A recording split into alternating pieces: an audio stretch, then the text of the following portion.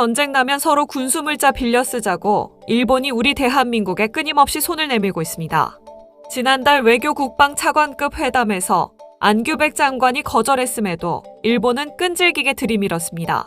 기름과 식량, 심지어 탄약까지 서로 빌려주자는 이 협정은 겉으로는 단순한 물자 교류처럼 보이지만 실상은 일본 군함과 수송기가 우리 공항과 항만을 안방처럼 드나들며 한반도에 진출하려는 교묘한 발판 깔기입니다.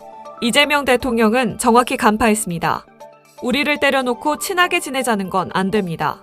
2번 연속 거절당한 일본 측은 불편한 심기를 드러내며 이달 말 또다시 방안을 추진하고 있습니다.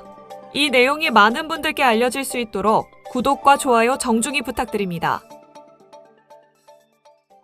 일본이 최근 들어 우리 정부의 군수품 지원 협정, 이른바 악사 체결을 거듭해서 요구하고 있습니다. 지난 2012년 서명 직전까지 갔다가 논의가 멈췄는데요. 지금에 와서 갑자기 다시 이야기를 꺼낸 이유가 무엇일까요? 도쿄의 이승배 특파원이 알아봤습니다. 고이즈미 일본 방위상이 싱가포르에서 열린 아시아 안보회의에서 안규백 국방장관을 만나 한일 군수지원 이야기를 꺼냈습니다. 지난달 외무 방위 차관급들이 한국에서 2+2 회의를 가졌을 때도 이 문제를 거론했는데 한 달도 안 돼 공식 자리에서 또 언급한 겁니다. そしてそれは単純な親善のためだけではなく、現下の厳しい安全保障環境を考えたときに必要なことだから我々はこれだけ緊密に合っているということを忘れてはならないと思っています。 정확한 용어는 ACSA, 보통 악사라고 부르는데 군수물자를 주고받을 수 있다는 국가 간 약속입니다. 핵심은 후방에서 군대를 먹이고 움직이고 유지하는 군수지원, 연료나 물, 식량, 옷, 의료 서비스 등이 해당하는데 다만 탄약도 거래할 수 있습니다. 전투기나 미사일 같은 살상 무기는 주고받을 수 없습니다. 이재명 대통령 1주년 기자회견에서 일본 기자가 한일 간의 군수지원 협정에 대해서 물어봤어요. 군수지원 협정 벌써 어렵잖아. 어려운데요. 이게 근데 중요하거든. 근데 제대로 이게 다루는 데가 없어요. 네. 그래서 교수님한테 오늘 좀 배웁니다, 저희. 관련해서 이재명 대통령이 입장을 냈습니다. 그 부분 영상으로 이어폰 착용해 주시고 네, 함께 이어폰. 보겠습니다. 한일 관계라고 하는 거는 가깝고도 먼 관계인데 나는 가깝고 또 가까운 사이가 되면 좋겠다. 하지만 아직 우리가 남아있는 문제들이 있다. 중복질을 해서 내가 맞았는데 우리 친하게 지내자. 다시는 안 때릴게. 진짜 미안해. 그래서 진짜 안 때리겠구나. 이렇게 돼야 뭘 하지. 군수지원협정 이 문제도 대한민국 국민들 뭔 소리야 라고 생각한다 지금. 내가 보기엔 현실적 필요성이 있다. 그러나 그건 현실적 필요성이고 우리는 국민들의 정서상 이거 받아들이기가 현재는 어렵다. 본질적으로 다 깨끗이 정리된 상황이 아니기 때문에 그렇죠. 정리해야 된다고요. 언젠가는 반드시. 그래야 진정한 한일 관계가 이루어진다. 진심으로. 때려서 진짜 미안해. 가 진심으로 해야 된다. 네. 지금 이 때문에 뭐 일본 국민들이 그 온라인상에서 비판의 목소리를 많이 낸다고 일본 언론이 또 보도를 많이 한 것 같더라고요. 그래요? 네. 예, 맞습니다. 일본 쪽의 시각은 약간 좀 비뚤어져 있고요. 네. 역사적인 사과를 이재명 대통령이 다시 요구했다. 이런 식으로만 이야기를 하고 있거든요. 그러나 이재명 대통령이 아직 존리되지 않는 게 있다. 이렇게 말씀하셨잖아요. 네, 정리가 안 됐다. 예, 그게 핵심은 독도 문제입니다. 예, 연도 문제가 있는 나라끼리 깊은 군사적 협정을 맺지 않습니다. 보통. 그거는 세계 산식이고요. 왜냐하면 군사 물자 교환 협정 같은 곳 맺고 또 지소미아 그거는 정보 교환 협정이잖아요. 지소미아. 이거 두 가지 맺으면 기본적으로 완벽하지는 않지만 군사동맹에 거의 가깝게 되는 것입니다. 네. 그러나 군사동맹을 맺으면서 제3국하고 대치하고 있는데 그 사이에 예를 들면 일본이 독도를 완전히 접수해버렸다라든가 그런 상황이 충분히 일어날 수가 있기 때문에 네. 연도 문제가 있는 나라끼리는 기본적으로 군사협정은 가까이 가지 않습니다. 막 이런 부분에서 말씀하신 것을 그냥 네. 역사적인 문제로 다시 시비를 거르고 있다. 이재명 대통령이. 일본에서는 그 삐뚤어진 일본에서는 시각입니다. 그렇게밖에 보이지 않았다는 거죠. 그러나 핵심이 아닙니다. 아주 정말 핵심을 짚어주셨습니다. 근데 군수 지원 협정, 한일 간의 군수 지원 협정을 일본은 많이 원하고 있나 보군요. 네. 간절히 원해요. 예, 왜요? 일본은 그 한국하고는 거의 이 지역에서 마지막 그 맺는 나라라고 생각하는 거죠. 필리핀하고 맺었고요. 악사를 호주하고도 맺었고 또 멀리 있는 미국하고도 물론 군사동맹이니까 거기는 맺고 있고 캐나다하고도 맺었고 영국, 이탈리, 프랑스하고도 맺었어요. 그러니까 물론 그거는 군사동맹은 아니지만 미국하고만 일본도 완벽한 군사동맹이라고 할 수가 있는데 일단 그 악사를 그런 식으로 맺었기 때문에 그 자위대가 자유롭게 움직이기 위해서입니다. 이건 나쁘고. 예, 자유롭게. 위험해. 그러니까 이거는 어디까지 가는지는 아무도 몰라요. 위험해. 예. 굉장히 위험한 부분. 그러니까 역사적으로 대한민국은 그 청일 전쟁 때도 그렇고 로일 전쟁 때도 이러한 협정을 잘 몰라서 맺었다가는 일본은 그것을 이용해 가지고 한반도를 완전히 그 점령해 나갔거든요. 네. 예, 과거가 있어요. 네, 그런 부분이 특히 역사를 공부하시는 분들은 굉장히 역사는 되풀이된다. 되풀이됩니다. 라는 부분이 있기 때문에 일본 사람들도 그것을 깊이 알고 있습니다. 그러니까 한국하고 어떤 협정을 맺었다. 그거는 문맥상 엄청나게 확대 해석이 가능한 내용들이 많아요. 그러니까 그거 일본에 맞게 예를 들면 그 군대를 이럴 때는 한반도에 주둔시킬 수 있고 거기에 한국군이 엄청나게 협조를 해야 된다. 말하자면 그 악사라는 게 그런 것이고요. 네, 그러나 이거는 완전한 군사동맹 아니다. 또 이렇게 이야기를 해요. 안심시키려고. 네, 그러나 그 조항 하나하나에 애매한 부분이 있으면 아주 근접한 군사동맹이 됩니다. 이거 굉장히 위험하고 중요한 이슈네. 사실은 이거 제가 윤석열 때 엄청나게 얘기했던 거거든요. 이게 왜 사실상 우리가 악사를 맺고 있는 국가가 17개국이에요. 근데 왜 일본은 안 되냐?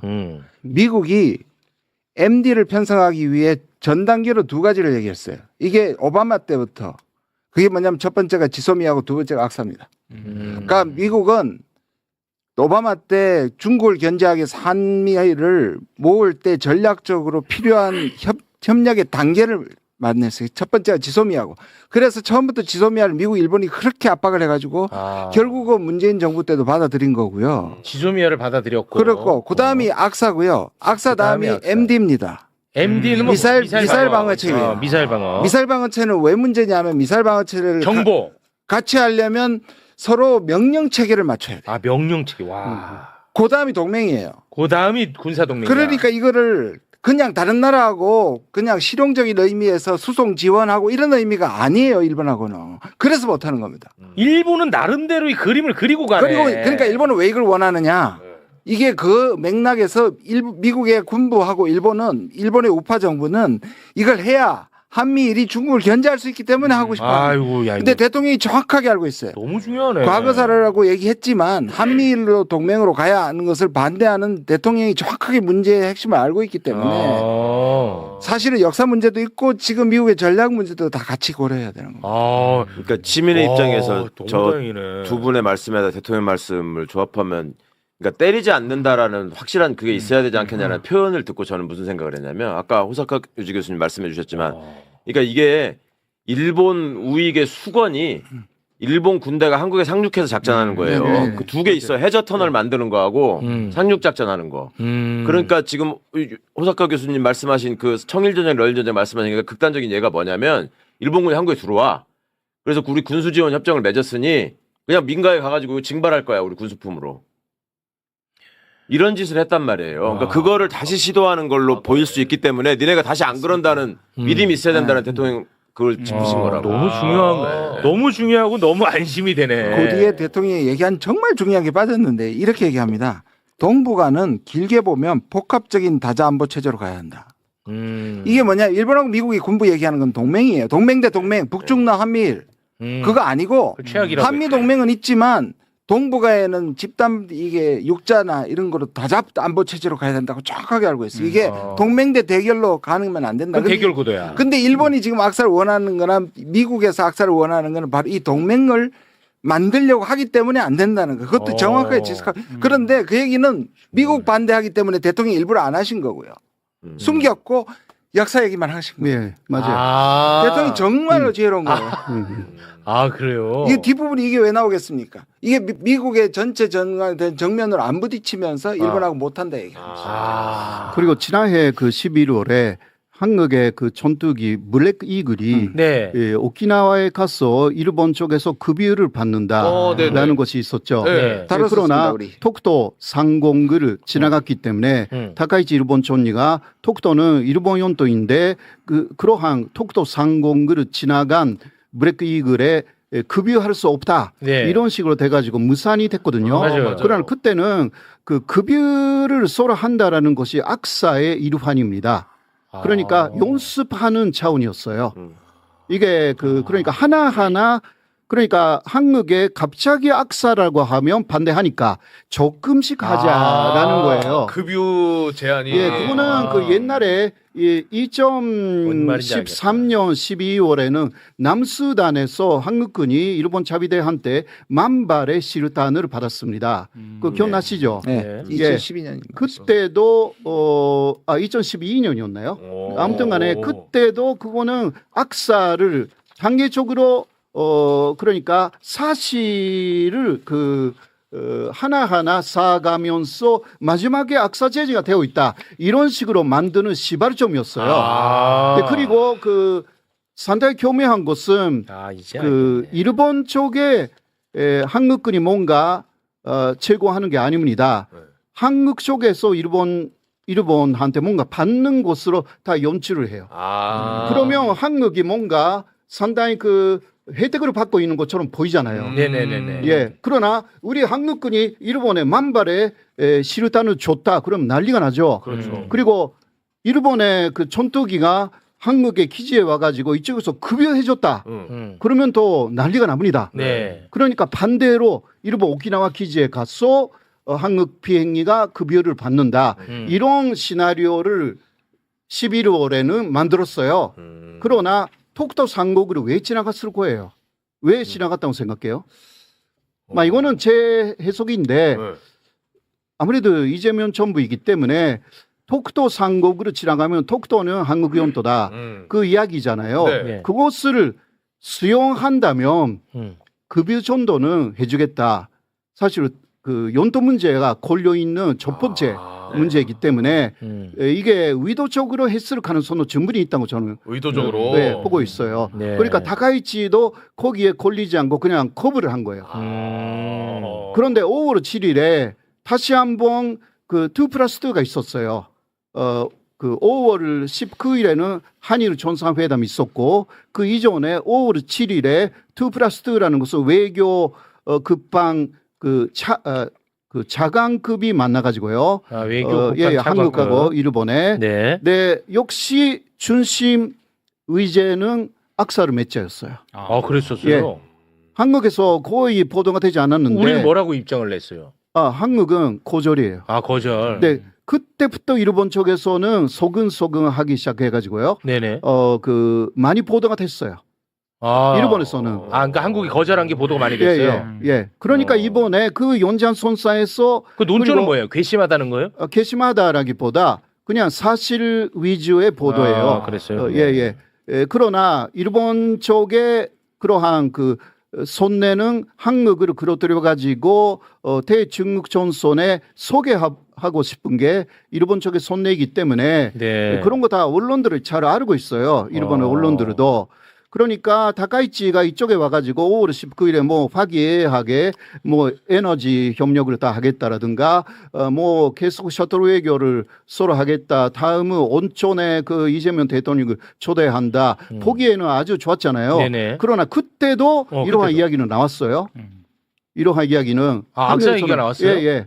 그러나 그것은 상당히 비밀스러운 내용이었기 때문에 언론에도 보도를 하지 않았고 그랬었구나. 그러나 합의가 좀 있었어요. 그거는 일본 쪽에 또 보도해요. 그거는 악사를 전면적으로 맺는 것은 어렵기 때문에 저번에 못했던 급유 다시 하자. 거기는 합의했대요. 그건 합의했어요. 예. 그러니까 그거는 6월 중에 한다고 하니까 그 금방 뭔가 결과가 나올 것 같은데 네. 다시 우리 비행기가 독도 위하늘을 지나갈 수도 있어요. 저는 일본은 블랙 이글을 그런 식으로 해석하는데 제가 너무 잘 알고 있는데 한국은 그거는 왜냐하면 이 블랙 이글은 공중 에어쇼 하는 거예요. 그래서 뭐 아부다비로 가는 거고 이거는 비행기가 2시간밖에 못 날아서 수십 군데 여러 군데를 거의 뭐 어떨 때 7군데 8군데를 홍콩, 싱가포르 급유를 거쳐가는 해요. 거예요. 가는 내내. 아니면 그 배에다 싣고 가야 되는데 그렇게 이렇게 퐁당퐁당 개구리처럼 가는 건데 네네. 메뚜기처럼 가는 건데 일본이 독도를 시비로 거절을 해서 우리가 화가 엄청 났어요. 이거는 우리가 무슨 전투기를 하다가 급유받는 게 아니고 블랙 이글은 그냥 에어쇼예요. 그러니까 우리는 악사의 의미하고는 연결 안 해요. 연결 안 근데 하는데 아마 일본은 그것까지도 연결하는 거야. 연결해가지고 연결했어요. 너네 불편하지? 에이 그거 봐. 전혀 악사 아닌데. 맺어야지. 이걸로 간다는 거잖아. 정확하게 이놈들 일본은 진짜 그렇게 아주 생각하고 있어가지고 잔머리들이 대단해. 그러니까 이번에 그렇게 저번에 전상회의에서 다시 한번 급여하겠다라는 약속을 했다. 그런 네. 보도는 일본에서 나왔거든요. 네. 이거 좀 주시해야 합니다. 어떻게 하르지? 그거는 예. 6월.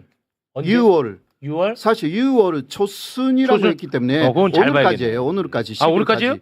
그런데 모르겠어요. 그게. 야, 기름 넣는지 봐봐. 야, 기름 넣는지. 고유 깔아서 좀 안 넣나? 확인해. 기름 넣는지. 셀프주유 했는지 이거 확인해. 지금 그러니까 시끄럽게 됐잖아요. 이 문제로. 예. 그러니까 한국하고 일본 쪽에서 이거 조절을 할 가능성은 충분히 있고요. 예. 아무튼 간에 이거는 일본은 악사를 맺고 싶은 것이 한국하고 안 돼. 이게 이제 알았어. 한일 간의 중심적인 일본 쪽의 목적입니다. 예, 에너지 문제라든가 뭐 온천에 가는 곳이라든가 샤트로 외교 저리 가라예요. 그게 아니야. 예. 야, 근데 되게 야금야금 야금야금. 진짜 이 검사들 같네. 검사 등 하나로 그냥 다 뚫고 들어와 버리는 것처럼 얘네들이 조금씩 하는 거야. 그리고 이놈들 정말. 그리고 지소미아도 그런 방식으로 자기들이 성공했다고 생각하잖아요. 자꾸 부추기면 미국이 개입할 거다. 그러니까 우리가 이렇게 원하는 거를 공개시켜 버리면 미국이 자기들 도와서 군부가 한국한테 하라고 압박할 것이라는 꼼수가 들어 있고요. 이 지소미아는 몇 년에 한 번 연장하는 거예요?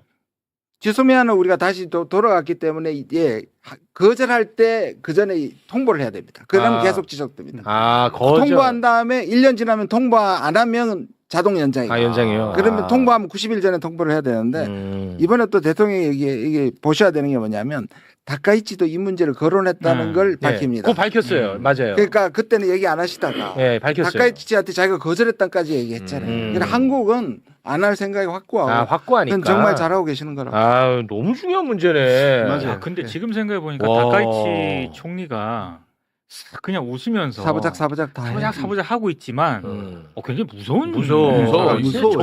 정교해. 그리고 우리 대통령이 바뀌어서 다니는 윤석열이가 대통령이 그래서 맞아요. 그럼. 정확한 사케한다고 하시잖아요. 사케 한 잔에 악사가 아시나? 너무 악사. 앤디는 안 필요하죠.